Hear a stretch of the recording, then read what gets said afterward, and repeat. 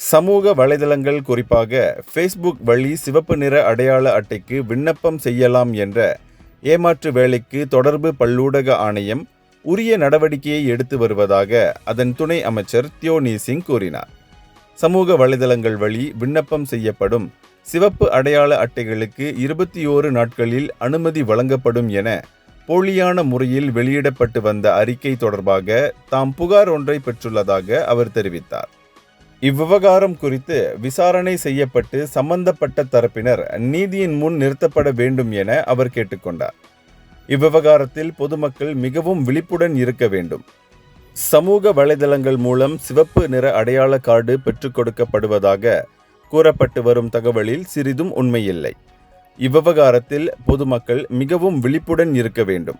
யாரையும் நம்பி ஏமாந்து விட வேண்டாம் என அவர் கேட்டுக்கொண்டார். இதுபோன்ற போலி விளம்பரங்களை ஃபேஸ்புக் அல்லது மெத்தா நிறுவனம் எவ்வாறு வெளியிடுகிறது என்பது குறித்து தமக்கு வியப்பாக உள்ளது என அவர் கூறினார். இது நாட்டின் பாதுகாப்புக்கு பெரும் மிரட்டலை ஏற்படுத்தும் என்பதால் இதற்கு எதிராக சரியான முறையில் நடவடிக்கை எடுக்கப்பட வேண்டும் என அவர் கேட்டுக்கொண்டார். தேசிய பதிவு இலாகாவிடமிருந்து சிவப்பு நிற அடையாள கார்டை பெறுவதற்கு நீண்ட காலம் பிடிக்கும் என்பதோடு இதற்கு பல்வேறு வழிமுறைகளை தாண்டி செல்ல வேண்டும். உள்துறை அமைச்சின் கீழ் இதற்கு பல்வேறு விதிமுறைகள் உள்ளதாக அவர் கூறினார். இந்தியர்களின் இதய குரல் மக்களோசை.